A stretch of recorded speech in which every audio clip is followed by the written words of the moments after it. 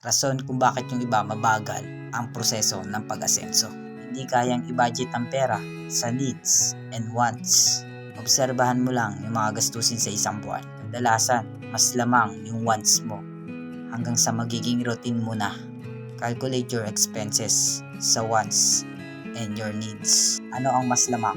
Kung ikaw mismo hindi mo kayang kontrolin ang sarili mo na gumastos sa mga hindi mo naman dapat bilihin, ano na mangyayari sa'yo sa mga susunod pang araw at taon? Ano na ba nabili mo para sa sarili mo? May plano ka ba?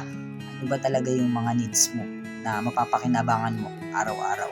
Pansinin mo kung sino pa yung maliit ang kinikita o may maliit na negosyo. Sila pa yung may asenso. Kasi pangarap nila muna guminhawa bago sila mapanatag sa kung ano ang kinikita nila.